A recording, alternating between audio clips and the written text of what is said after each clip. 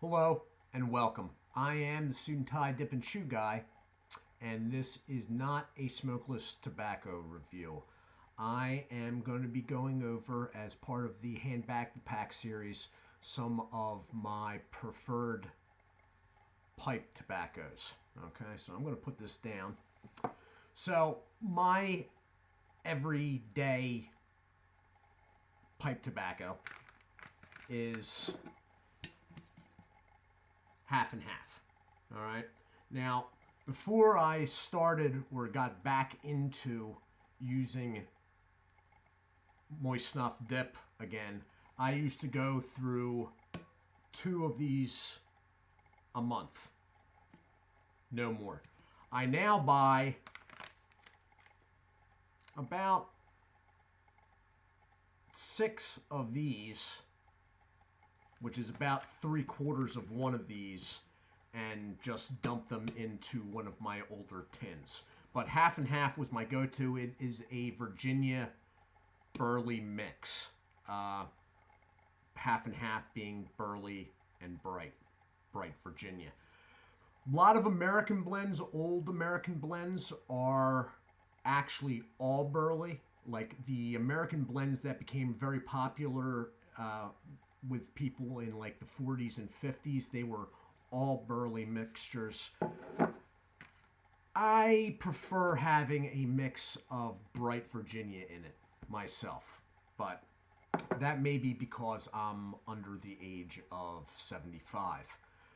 I do have a preferred all Burley blend. I do not always have it in stock. In fact, I only probably buy a pouch of it maybe once or twice a year, but it is Sir Walter Raleigh, the original. And when I smoke that, I have a pipe I smoke it in. It is this.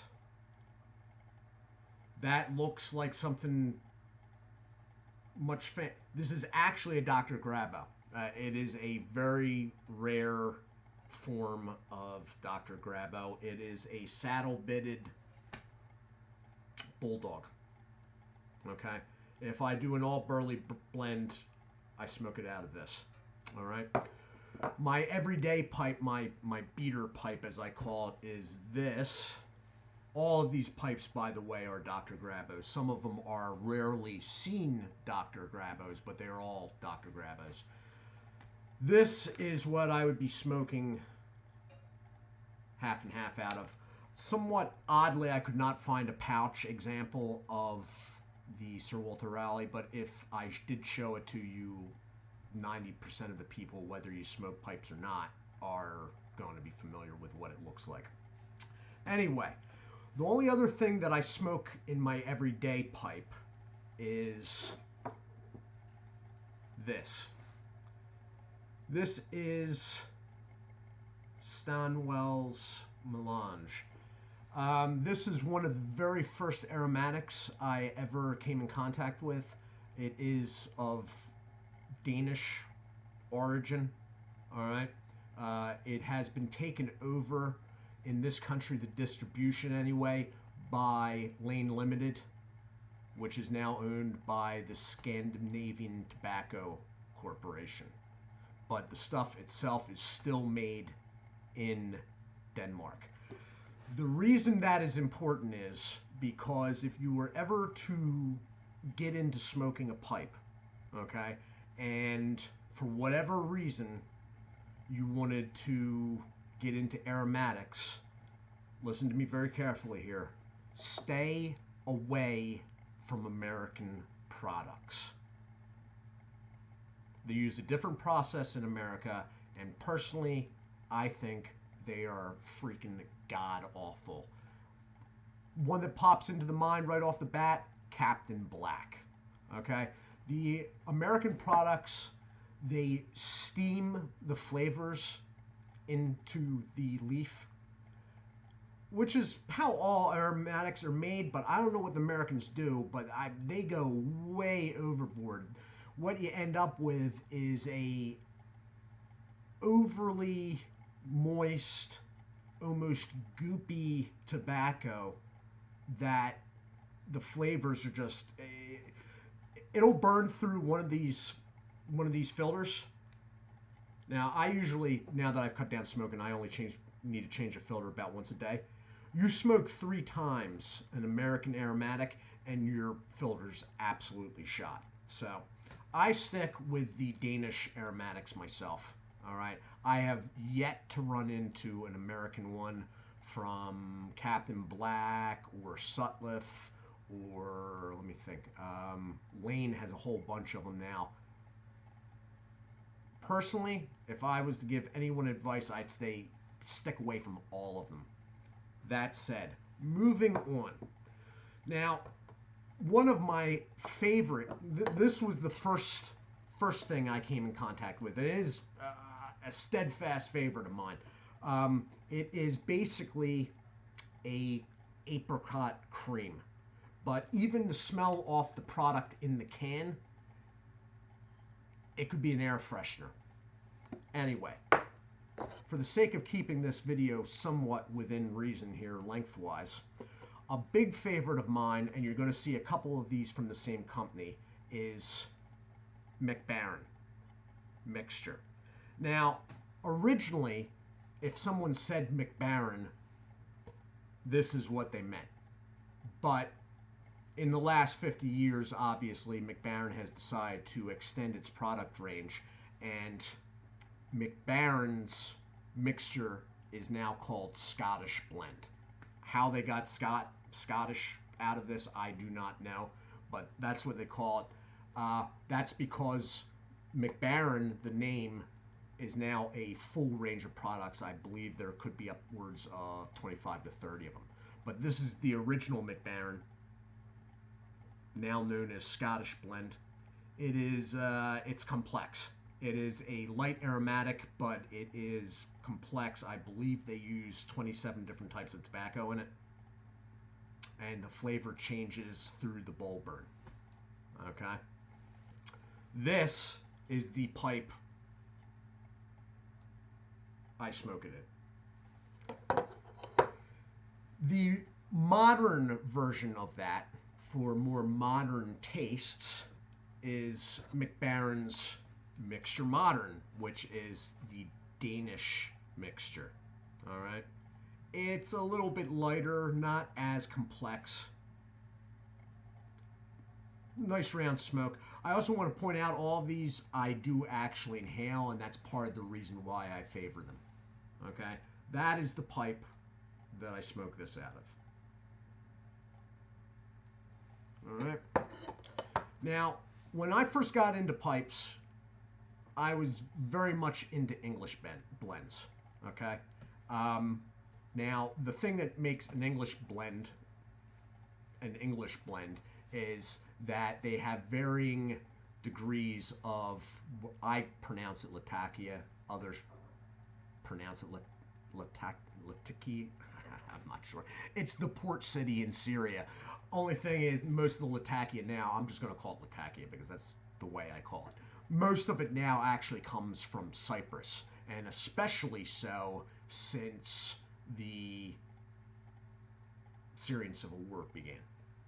But this blend, MacBaren, being of Denmark, has a connection still, and they're getting out Syrian Latakia. That is Plum Cake.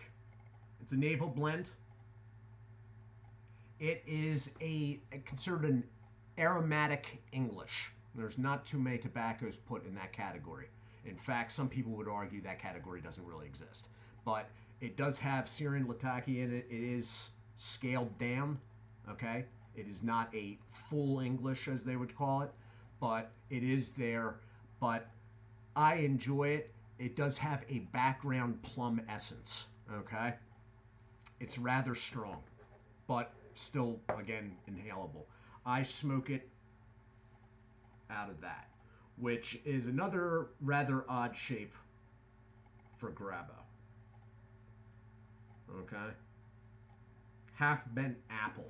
Not going to see that too much. So, that's what I favor. Honorable mention, and I haven't had it for a while. In fact, the can has dust on it. That's how long. But Solani Festival. is a good one. It is aromatic. It is rather fruity, and not that I'm overly into the types of fruit. There is like a mango melon going on in it. Normally, I would be like, but for whatever reason, this one, it worked for them. Problem with this stuff, it is a bit pricey. Okay, now this and this are, I'll have to check actually because sometimes they vary. 1.76 ounces. Okay, this is running sometimes over $12 a can. A can of this, if I was smoking and not using any other tobacco products, would only last me 2 days. Okay, this is only running at about $8. Now, the MacBaren products, I favor them for 2 reasons. Besides the blends, I like the blends themselves. The MacBaren products are a full 3.5 ounces. The cans are even visibly larger. The other big selling point for MacBaren is it is still a family-owned company. And in this day and age, and with tobacco, you're not really finding that much anymore. Not on the scale that they are. They're still family-owned, all right? And I like the range. There are quite a number of other ones I've tried. None of the MacBaren products have been bad. There have been a number that I did not care for due to my own personal tastes, but there was never a slip in quality, let me put it that way. The Cellini Festival, I've had it, I don't know, maybe a dozen times.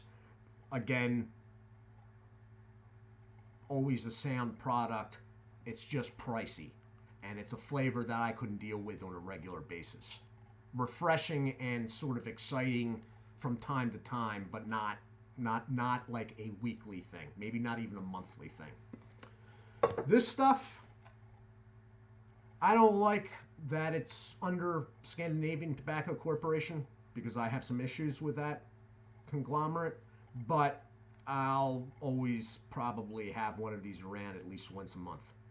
And half, as I said, is the go-to.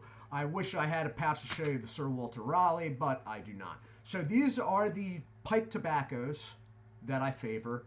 I do still smoke on a daily basis. Pipe tobacco is, in my mind, not a safe alternative, but safer than manufactured cigarettes. And that's why this comes in the playlist Hand Back the Pack. All right? Especially because if you buy a strong enough pipe tobacco, technically for the nicotine, you do not actually have to inhale. Okay? Holding the smoke in your mouth will give you contact nicotine, somewhat in the way that a dip would. Okay? Pipe tobaccos for that purpose would be the original members of the Dunhill line. Dunhill Royal Yacht, okay, is ridiculously strong. I can't inhale it, so I don't care for it myself. It's so strong I can't inhale it. But I could see that you would get nicotine absorption just by holding the smoke in your mouth. Keep in mind, though, now, mind you, the pipe tobacco is not processed and sprayed down like manufactured cigarettes, but keep in mind, that said, that the number one cause of mouth cancer is not dip, smoking. So, I mean, even if you're not inhaling pipe smoke, you know, it's the smoke. It doesn't matter, you know, where it's going. It's what it's coming in contact with. Anyway, so this is going on for 15 minutes, of course. I knew that would happen. Guys, I got all my stuff in the post today. I don't know how. I only ordered it. It arrived 34 hours after I put the online order in.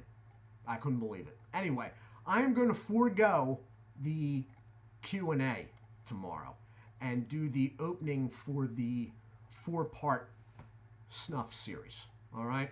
I think people want to see reviews, and really, we can save a Q&A for later if somebody actually really wants to know something. But I mean, you basically, what you see is what you get here. So do take care of yourselves. I hope this has at least given people some information. I just felt like I should do a follow-up because I said I had. Do take care of yourselves, and as always, God bless.